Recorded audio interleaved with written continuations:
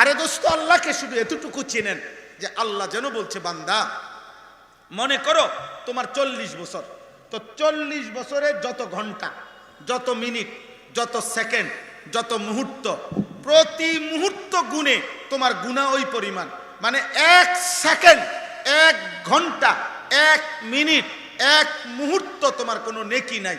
একবারও আল্লাহ এটাও বলো নাই, একটা সেজদা দাও নাই। 40 বছর পরিমাণ সমপরিমাণ গুনাহ, মানে পায়খানার টাঙ্কির ভিতরে একদম ডুবা, তুমি গুনার মধ্যে তুমি একদম ডুবা, চারিদিকে তাকাইয়া আপাদ মস্তক, তোমার এক বিন্দু কোনো নেকি নাই।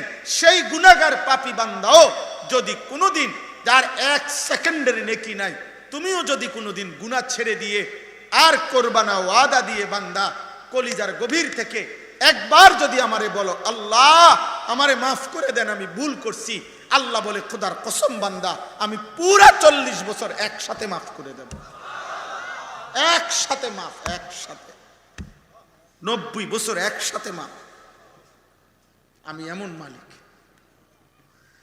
গাফারতু লাকা ওয়ালা উবালি, আমি কোনো পরোয়া করব না, আমি মাফ করে দেব। যা যা বান্দা, মাফ, তুই আমার বান্দা।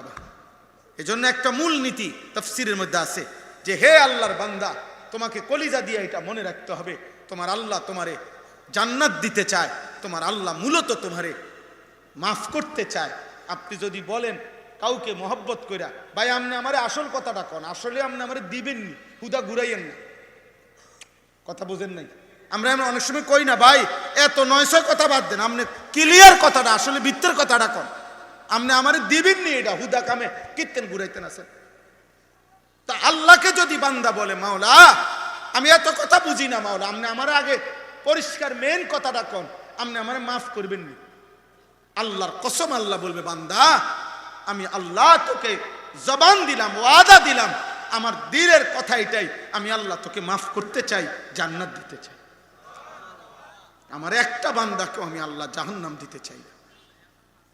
এই হলো মালিকের মুখ। এই জন্য আল্লাহ পাক, এগুলো তো অনেক সময়ের ব্যাপার, কিন্তু মক্কার বহু কাফের কালেমা পড়ার আগে রাসূলুল্লাহ সাল্লাল্লাহু আলাইহি ওয়াসাল্লামের জামানায় এমন বহু কাফের ছিল যে যেমনে দাবি করছে, আল্লাহরে জিগান, হে নবী এমনি এমনি মাফ করবনি, আল্লাহ বলছে, বন্ধু কোন হয় এমনি এমনি মাফ। বলছে আমি আমি আমি 70 বছর এত গুনাহ করছি, তার কোনো হিসাব নাই, এত চুরি করছি, তার কোনো হিসাব নাই, এত খুন করছি, তার কোনো হিসাব নাই, এত জিনা করছি, তার কোনো হিসাব নাই। আপনি আল্লাহরে বলেন সব এক লগে মাফ করবেনি? বলছে আল্লাহকে, আল্লাহ পাক বলছে, হ্যাঁ বন্ধু বলেন, আমি সব একসাথে মাফ করে দেব, তবুও আমার কাছে আয় বান্দা, আমি তোকে জান্নাত দিতে চাই। আল্লাহ তাআলা বলেন আখিরাত কি? তো আল্লাহ তাআলা বলেন, ফাইন্নামা হিয়া জাজরাতুন ওয়াহিদা, সব কিছু কবরের নিচেই থাকবে, মাটির নিচেই থাকবে।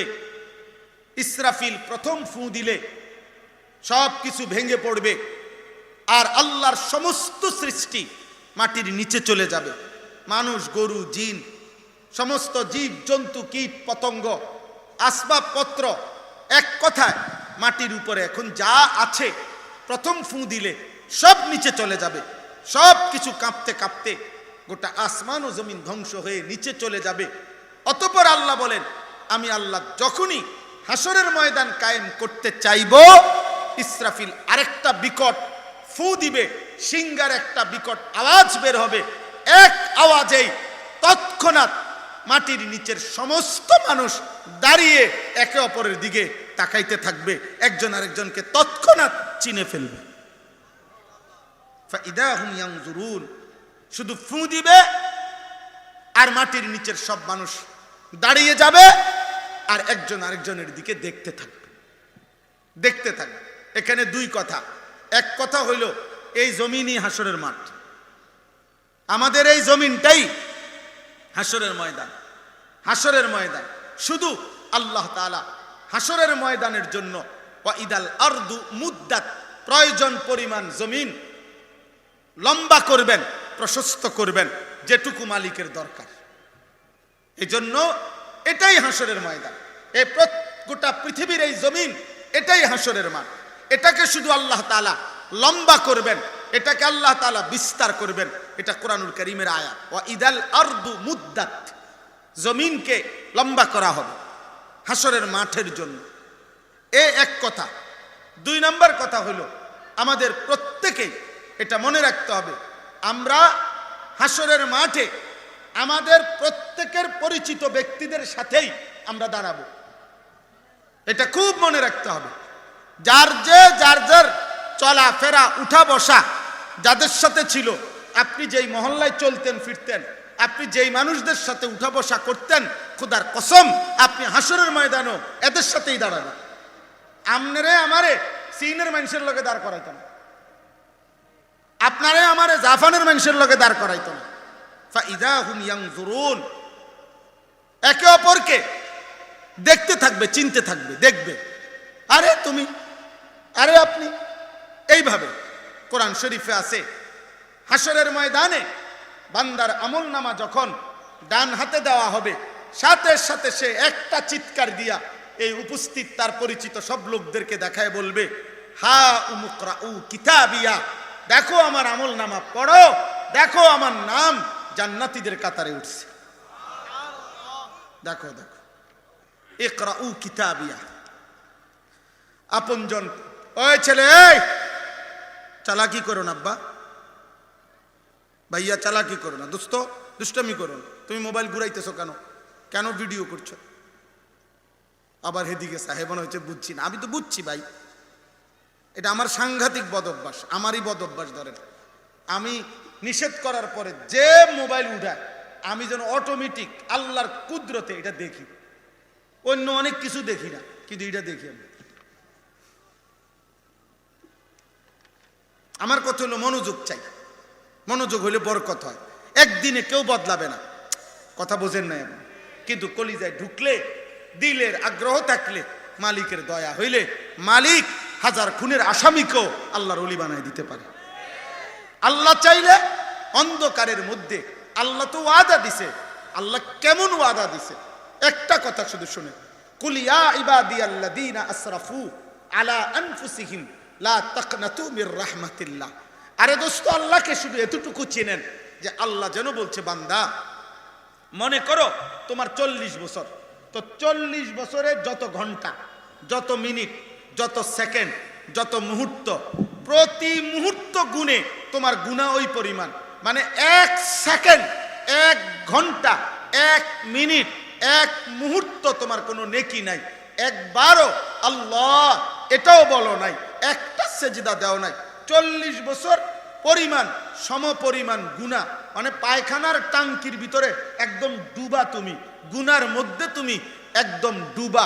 চারিদিকে তাকাইয়া আপাদ মস্তক, তোমার এক বিন্দু কোনো নেকি নাই। সেই গুনাহগার পাপী বান্দাও যদি কোনোদিন, যার 1 সেকেন্ডের নেকি নাই, তুমিও যদি কোনোদিন গুনাহ ছেড়ে দিয়ে আর করবা না, ওয়াদা দিয়ে বান্দা কলিজার গভীর থেকে একবার যদি আমারে বলো, আল্লাহ আমারে মাফ করে দেন, আমি ভুল করছি, আল্লাহ বলে, খোদার কসম বান্দা আমি পুরা 40 বছর একসাথে মাফ করে দেব। একসাথে মাফ, একসাথে 90 বছর একসাথে মাফ। আমি এমন মালিক। গাফারতু লাকা ওয়ালা উবালি, আমি কোনো পরোয়া করব না, আমি মাফ করে দেব। যা যা বান্দা, মাফ, তুই আমার বান্দা। এজন্য একটা মূল নীতি তাফসীরের মধ্যে আছে যে, হে আল্লাহর বান্দা, তোমাকে কলিজা দিয়ে এটা মনে রাখতে হবে, তোমার আল্লাহ তোমারে জান্নাত দিতে চায়, তোমার আল্লাহ মূলত তোমারে মাফ করতে চায়। আপনি যদি বলেন কাউকে মহব্বত কইরা, ভাই আপনি আমারে আসল কথাটা কোন, আসলে আপনি আমারে দিবেননি, হুদা ঘুরাইয়েন না, কথা বোঝেন নাই। আমরা অনেক সময় কই না, ভাই এত 900 কথা বাদ দেন, আপনি ক্লিয়ার কথাটা, আসলে ভিতরের কথাটা কোন, আপনি আমারে দিবেননি, এটা হুদা কামে কীর্তেন ঘুরাইতেন আছেন। তা আল্লাহকে যদি বান্দা বলে, মাওলা আমি এত কথা বুঝি না, মাওলা আপনি আমার আগে পরিষ্কার মেন কথাটা কোন, আপনি আমারে মাফ করবেননি, আল্লাহর কসম আল্লাহ বলবে, বান্দা আমি আল্লাহ তোকে জবান দিলাম, ওয়াদা দিলাম, আমার দিলের কথা এটাই, আমি আল্লাহ তোকে মাফ করতে চাই, জান্নাত দিতে চাই। আমার একটা বান্দাকেও আমি আল্লাহ জাহান্নাম দিতে চাই। এই হলো মালিকের মুখ। এই জন্য আল্লাহ পাক, এগুলো তো অনেক সময়ের ব্যাপার, কিন্তু মক্কার বহু কাফের কালেমা পড়ার আগে রাসূলুল্লাহ সাল্লাল্লাহু আলাইহি ওয়াসাল্লামের জামানায় এমন বহু কাফের ছিল যে যেমনে দাবি করছে আল্লাহরে জিগান, হে নবী এমনি এমনি মাফ করবনি। আল্লাহ বলছে বন্ধু কোন হয় এমনি এমনি মাফ। বলছে আমি আমি আমি 70 বছর এত গুনাহ করছি তার কোনো হিসাব নাই, এত চুরি করছি তার কোনো হিসাব নাই, এত খুন করছি তার কোনো হিসাব নাই, এত জিনা করছি তার কোনো হিসাব নাই। আপনি আল্লাহরে বলেন সব এক লগে মাফ করবেনি। বলছে আল্লাহকে, আল্লাহ পাক বলছে হ্যাঁ বন্ধু বলেন আমি সব একসাথে মাফ করে দেব, তবুও আমার কাছে আয় বান্দা, আমি তোকে জান্নাত দিতে চাই, আমি তোকে মাফ করতে চাই বান্দা। হায় বন্ধু, হায় নওজোয়ান, এমন মালিক ছেড়ে দিলাম। কোথাকার কোন ফাসেক ফুজ্জার, মোবাইল, নারী, ছবি, অশ্লীল দৃশ্য, আয় চুল চেহারা বেঈমানের মতো, লেবাস পোশাক বেঈমানের মতো, আচরণ চিন্তা কল্পনা হৃদয়ের স্বপ্ন আকাঙ্ক্ষা সব বেঈমান মুশরিকদের অনুসরণ। অথচ খোদার কসম ওই বেঈমান তোমারে চেনেও না, বেঈমান তোমার খবর রাখে না, বেঈমান তুমি কোনোদিন বিপদগ্রস্ত হইলে একবারের জন্য তোমার দিকে ফিরেও তাকাবে। যে তোমার জন্য কেঁদেছিলেন তিনি 23 বছরে মদিনার রাসূল, তোমার বন্ধু তোমার জন্য কেঁদেছেন। আজও তোমার জন্য প্রতিদিন, আপনাদের জন্য প্রতিদিন যারা কাঁদে দোয়া করে, তো তারা হচ্ছে রাত্র গভীরে তাহাজ্জুদ নামাজ পড়ে আল্লাহর যেসব প্রিয় বান্দা, তারা রাতের গভীরে অন্ধকারে তারা চোখের পানি ফেলে ফেলে বলে আল্লাহ আমার জাতিকে মাফ করে দেন, আমার দেশবাসীকে মাফ করে দেন, আমার জনগণকে মাফ করে দেন। এখনো মসজিদের ইমাম প্রতিদিন 5 ওয়াক্ত নামাজে 5 ওয়াক্ত মসজিদের ইমাম সব দোয়া করে, ফজরের পরে দোয়া করে, আসরের পরে দোয়া করে আল্লাহ আমার মুসল্লিগুলারে মাফ করে দেন, মহল্লাবাসীকে মাফ করে দেন। তাহলে দোস্ত যে তোমার কল্যাণ চায় তুমি তাকে আপন ভাবলা না?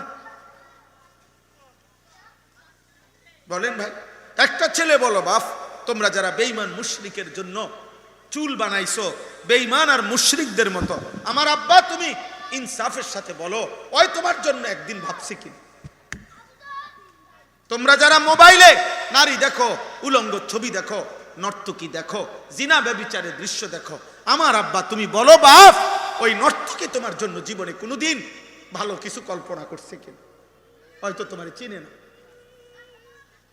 আস্তে আস্তে আস্তে, সাবধান, অন্যদের ডিস্টার্ব হবে একদম। তাইলে আমার ভাই তুমি বলো, ইনসাফ করো, দয়া করো নিজের উপরে মিয়া, দয়া করো নিজের উপরে। নিজেরে শেষ করবা কেন ভাই?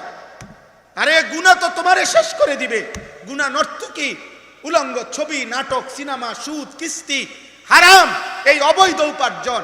আপনারা যারা অবৈধ রোজগার করেন, আপনারা যারা সুদ খান, আপনারা যারা কিস্তি নেন, আপনারা যারা লোন নেন, আপনারা যারা ওজনে কম দেন, আপনারা যারা দুর্নীতি করেন, আপনারা যারা চুরি করেন, আপনারা যারা ডাকাতি করেন, আপনারা যারা রাষ্ট্রের সম্পদ মানুষের সম্পদ লুণ্ঠন করেন, এই হারামখোর, এই হারাম তোকে দুনিয়াও স্মৃতিতে রাখবে না, আখিরাতেও মালিক তোকে চিনবে না বেটা। কেউ না, কেউ না, ধোকা ধোকা। আপনি 30 বছর পরে কবর থেকে আইয়া সাইয়া যাইয়েন, মানুষ আপনার চিনি, কোন সিটার বাটপার, কোন সুদখোর ঘুষখোর, কোন হারামখোর নাফরমান, আপনি 30 বছর পরে কবর থেকে আইয়া এন্ডে একটা যাইয়েন সাইয়েন, আপনার চিনি কেউ। ধোকা দুনিয়া, ধোকা। গুনার উপরে বিবি বাচ্চারা চালাইয়া গেছেন, ধোকা খাইছেন, ওরা আপনার মনে রাখতো না, ওরা আপনারে মনে রাখবে না।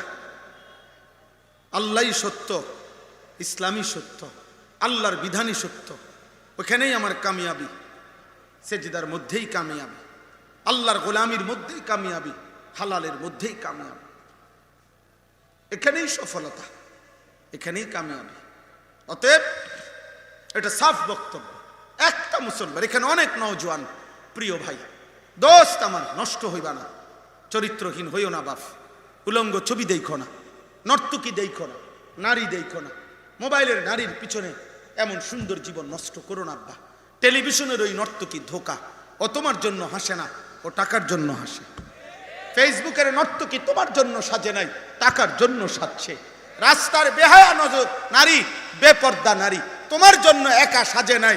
ওই বেডি যা পাউডার লাগাইছে, বেডির কথা হইল বুড়া হোক, জোয়ান হোক, 80 বছরের বুড়া হোক, 16 বছরের ফোলাইন হোক, যেই হোক, সবার জন্য দেখাইলাম যে পারো চাও।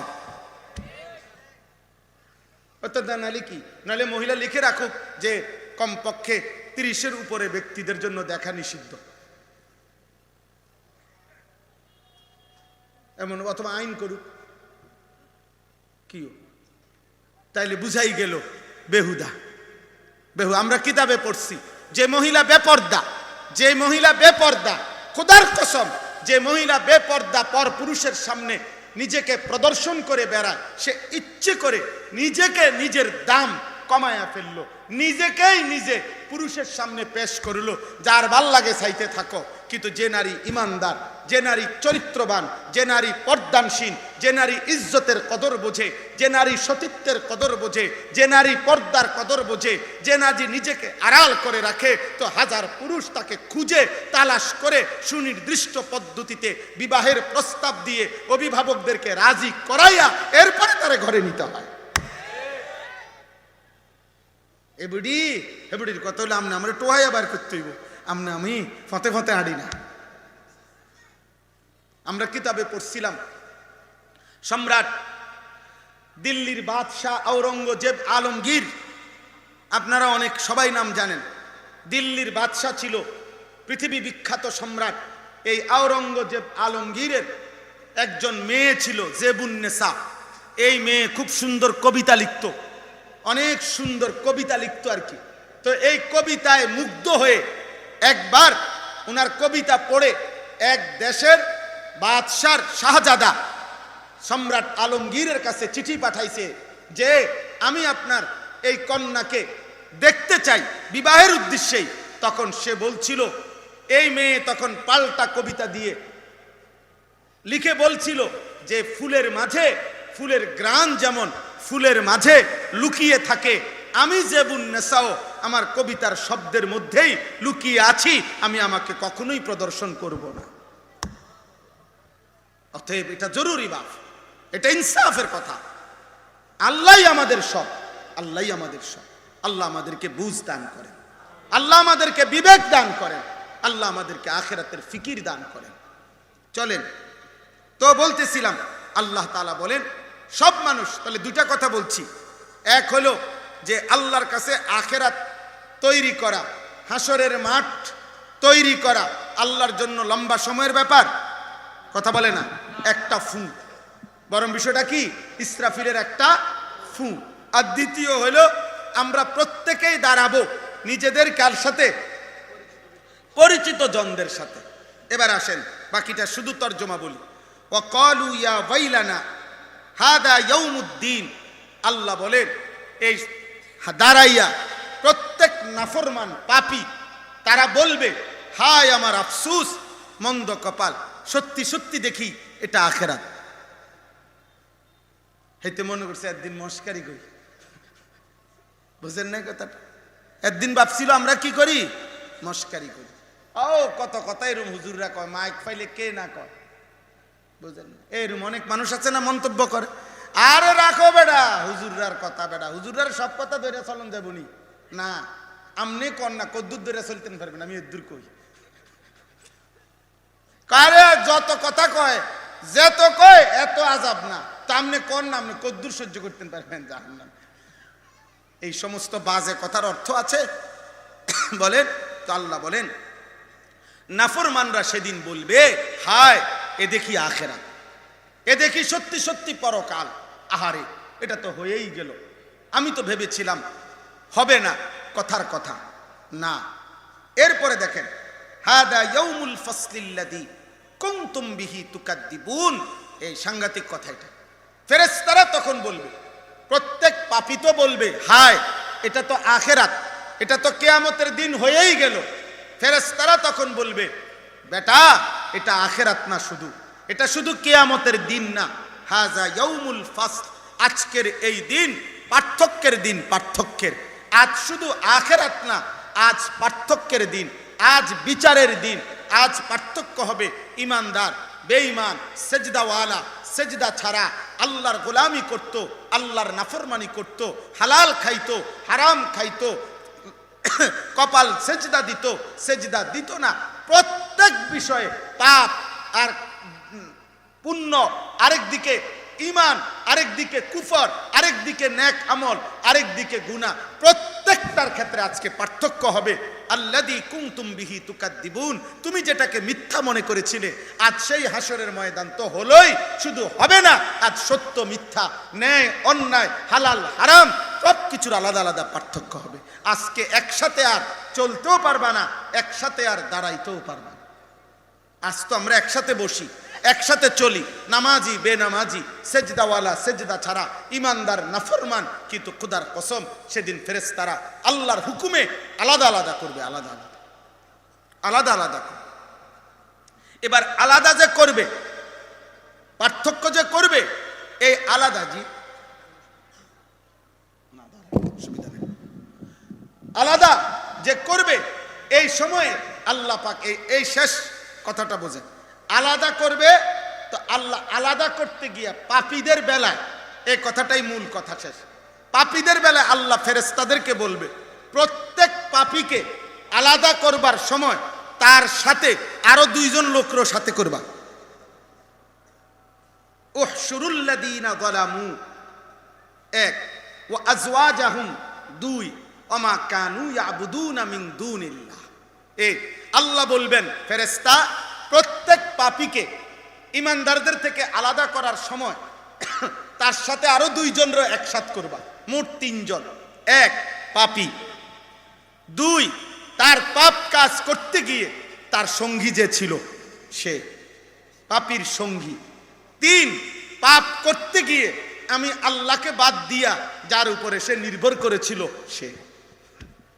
এই তিনজন, এই তিনজন পাপী, পাপীর সঙ্গী আর পাপ করতে গিয়ে। মনে রাখবেন প্রত্যেক ব্যক্তি আল্লাহর নাফরমানি করতে গিয়ে কারো না কারো উপরে নির্ভর করে, আল্লাহকে বাদ দিই, আমার লোক আছে, আমার জনবল আছে, আমার শক্তি আছে, আমার ক্ষমতা আছে, আমার প্রভাব আছে, আমার প্রতিপত্তি আছে, ইত্যাদি ইত্যাদি।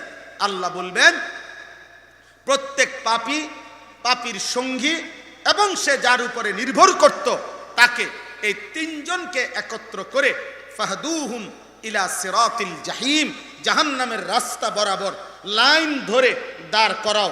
জাহান্নামে এখন দিবা না, এখন শুধু এই প্রত্যেক গ্রুপে গ্রুপে তিনজন তিনজন করে পাপী, পাপীর সঙ্গী, পাপ কাজে যার উপরে সে নির্ভর করছে সেই ব্যক্তি, এই তিনজনকে একসাথ করে করে করে করে তোমরা লাইন ধরাও জাহান্নামের রাস্তা পর্যন্ত। লাইন ধরাবে কেন? তো আল্লাহ বলেন এই শেষ কথা, ওয়াকিফুহুম ইন্নাহুম মাসউলুন, এদেরকে লাইন ধরে দাঁড় করাও, আমি আল্লাহ, আমি এখন একটা একটা করে জিজ্ঞেস করব। আমি আল্লাহ জিজ্ঞেস করব, আমি জিজ্ঞেস করব, বলো বান্দা সেদিন আমার সেজদা কেন দাও নাই?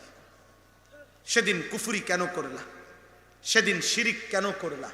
সেদিন তার উপরে কেন ভরসা করলা? রিজিক দিলাম আমি, ভরসা করলা কেন তার উপরে? প্রত্যেক পাপীর সঙ্গীকে বলবে তুমি তাকে গুনার কাজে অভ্যস্ত করাইলা কেন? বলে এই জন্য ছেলেরা মনে রাখো আব্বা, আমার এটা অনুরোধ আব্বা, তুমি নিজেও পাপ কইরো না, কোনো পাপীর সঙ্গী হইও না, তোমার উপরে ভরসা করে যেন কেউ পাপ না করে। হ্যাঁ, দুজনে মিল্লা মিল্লা গুনাহ, বুঝেন নাই কেমনে আমি বলি? যেমন সিগারেট একজনের, ম্যাচ লাইট আরেকজনের, এই হিসাব বুঝছেন না? হ্যাঁ, মোবাইল একজনের, এমবি ঢুকাই দিছে আরেকজনে, এবার দুজনের না নর্তকি দেখে। মোটরসাইকেল একজনের, তেল ঢুকাই দিছে আরেকজন, এরকম কি প্রত্যেক পাপের কি সঙ্গী এবং যার উপরে সে, আরে বেটা সমান করে লাবি বেটা, আমি আসি বেটা, আচ্ছা আপনারও সমান করবো, আপনি রাখে। আল্লাহ বলবেন আমি জিজ্ঞেস করব। এই জিজ্ঞেস করতে গিয়ে আল্লাহ পাক একটা একটা গুনার কথা বলবেন, জিজ্ঞেস করবেন। আর আল্লাহ তখন এই তিনজনকে, পাপী, পাপীর সঙ্গী, পাপ কাজে যার উপরে নির্ভর করত, এই তিনজনকে আল্লাহ বলবে মা লাকুম লা তানাসারুন, এই নাফরমান কি হলো, একজন আরেকজনকে সাহায্য করছো না কেন? সেদিন না তুমি বলছিলা যে আমি তোমার পাশে আছি? দুনিয়াতে না বলছিলা আমি তোমার সঙ্গী? গুনার কাজের সময় তাকে উৎসাহ দিছিলা, নাফরমানির সময় তাকে উৎসাহ দিছিলা, হত্যা, খুন, সন্ত্রাস, চাঁদাবাজি, রাহাজানির সময় তারে না তুমি সমর্থন দিছিলা? এখন কথা কও না কেন? এখন সাহায্য করছো না কেন? মা লাকুম লা তানাসারুন।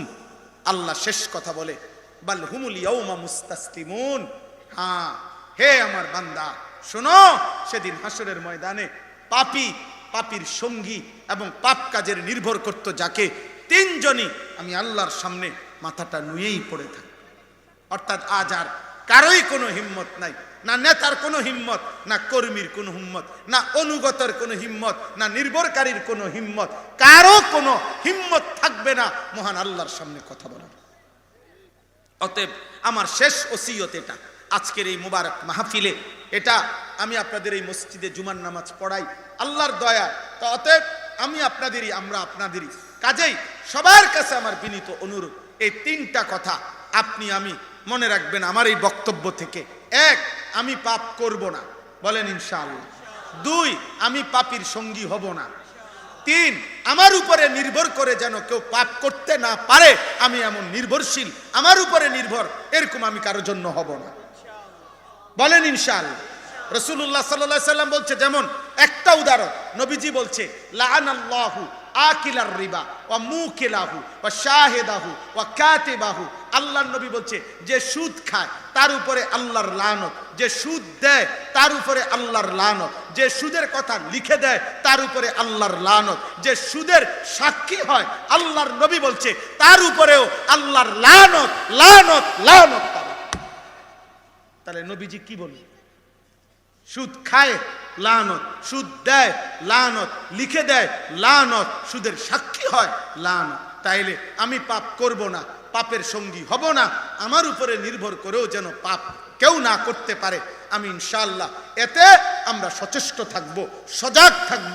আল্লাহ আজকের এই মুবারক মাহফিল কবুল করেন, বলেন আমিন, বলেন আমিন। কিশোর ভাই, যুবক ভাই, তোমাদের কাছে অনুরোধ, 5 ওয়াক্ত নামাজ পড়ো, ফজরের নামাজ জামাতে পড়ো, জীবনটা সুন্দর করো।